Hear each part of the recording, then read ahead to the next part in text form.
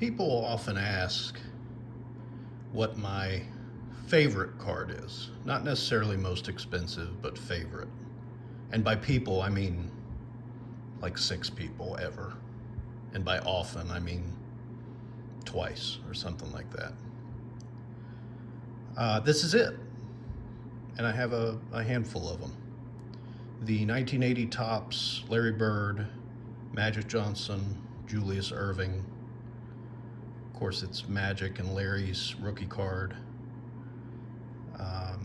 I have this PSA 7 with autograph signature grade of an 8, which is a bit confusing because I couldn't find anything wrong with the signatures. I got this done mostly myself. I bought it with Magic already on it, and then I got Larry and Dr. J to sign it.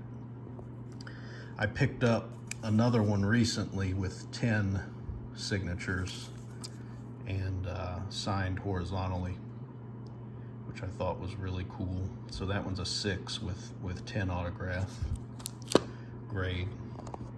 And then I have a bunch of non-autographed versions. Here's a PSA 8 with a print defect. Print defects are pretty common on this set, especially right in this area here. So you'll see on a few of these some of like the ink blotting or blurring, whatever you want to call it. This is my best one grade-wise, and I do have a BGS 8.5 here in a second, but PSA 8 outsells a BGS 8.5. So this one was on my list for a really long time and was able to get it about a year ago. This was the first one that I purchased. I bought this raw on eBay, gosh, maybe 15 years ago. I remember paying about $100 for it then and being worried if it was authentic. So a few years later, I sent it to Beckett, and it was a 5.5. Here's a PSA 6. You can see some of the print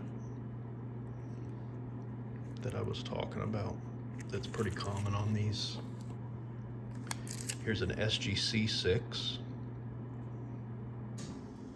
More print problems. Here's the BGS 8.5.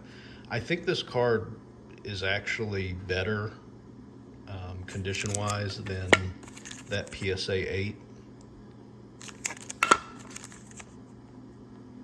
I may look at crossing that over at some point. Here's a BGS 7.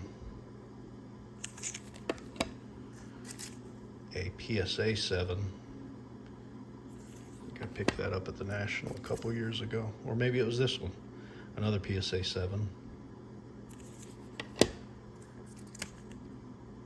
PSA 6. A PSA 4, which seemed harsh. There's another one with a qualifier, PSA 8, but OC, which it obviously is off center, so that makes sense.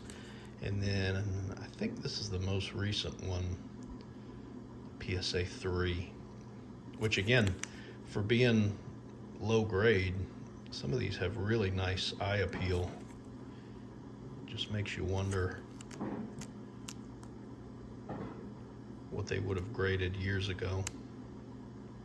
So yeah, that's my favorite card, and I'm fortunate enough to have a nice stack of them.